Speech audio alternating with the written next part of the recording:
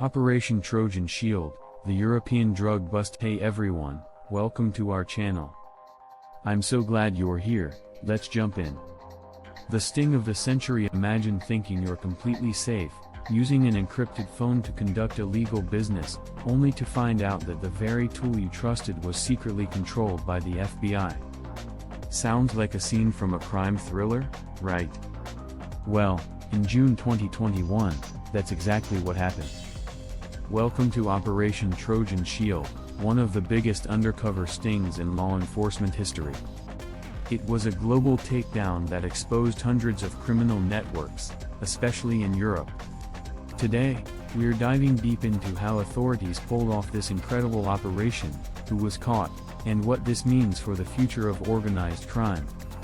The genius behind the trap. The story begins with the takedown of Phantom Secure, a Canada-based company that provided encrypted communication services to criminals. With Phantom Secure shut down, there was a gap in the market. Criminals needed a new way to communicate without law enforcement snooping. Enter Anom, a supposedly secure, encrypted messaging app. What criminals didn't know was that Anom was secretly created and operated by the FBI and Australian Federal Police, AFP.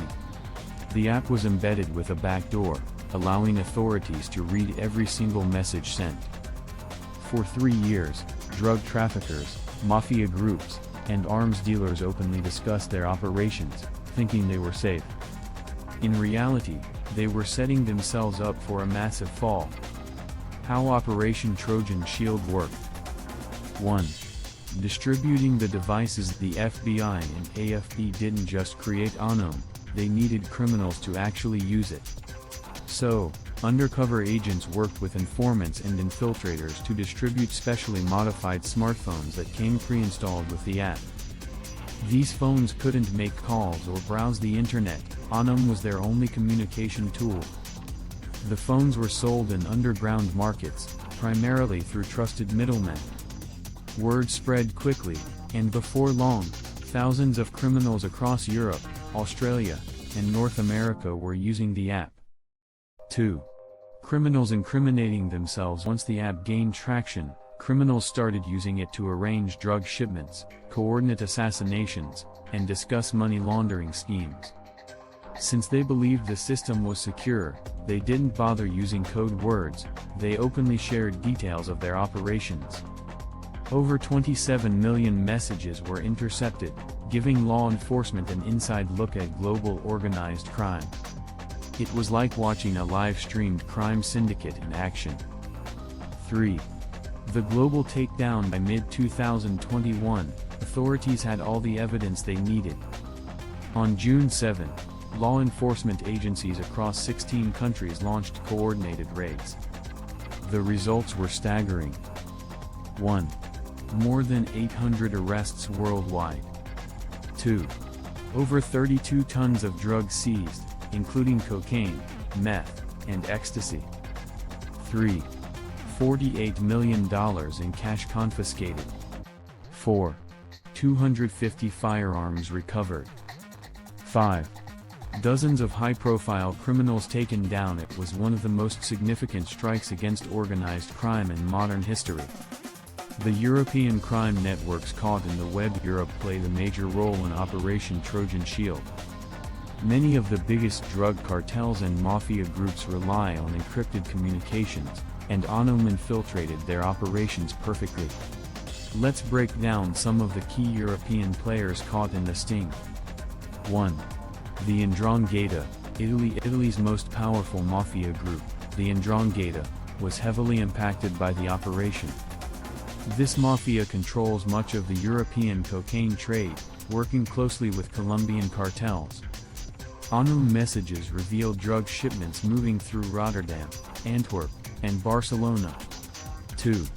Albanian drug cartels. Albanian gangs, notorious for their control over Europe's cocaine and heroin trade, were also caught red-handed.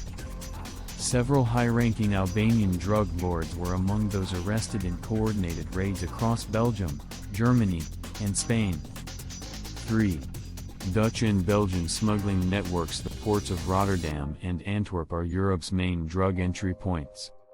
Operation Trojan Shield exposed corrupt officials working within these ports, helping traffickers move massive shipments of cocaine. 4. Scandinavian crime gangs. Several Swedish and Danish gangs were caught using Anom to coordinate shootings, bombings, and drug smuggling. Sweden, in particular, has seen rising gang violence, and this sting disrupted key players in the criminal underworld. How did criminals fall for it?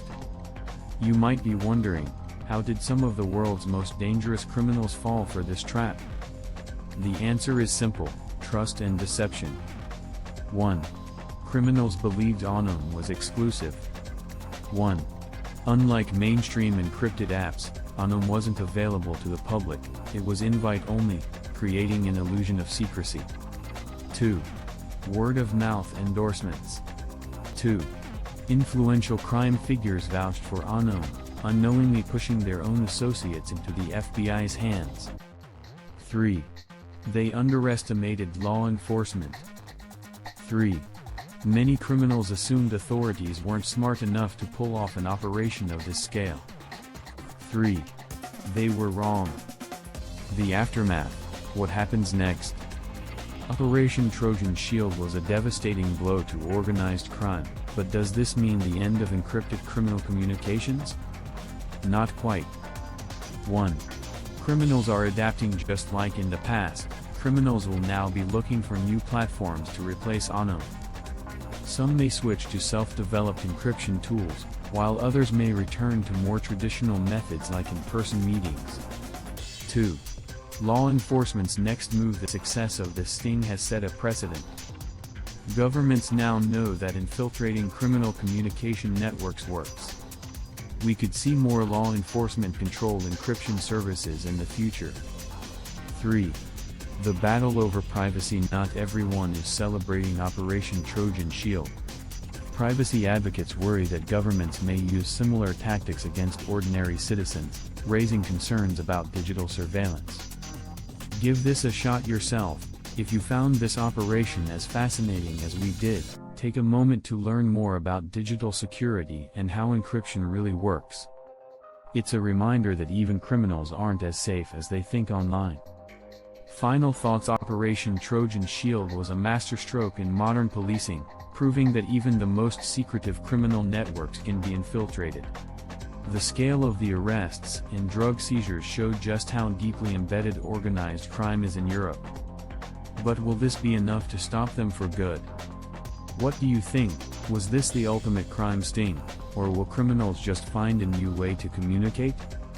Drop your thoughts in the comments below. That's all for now, folks. Thanks for being here. I'll catch you next time. Before you go, hit like if you enjoyed this, comment below, and subscribe for more.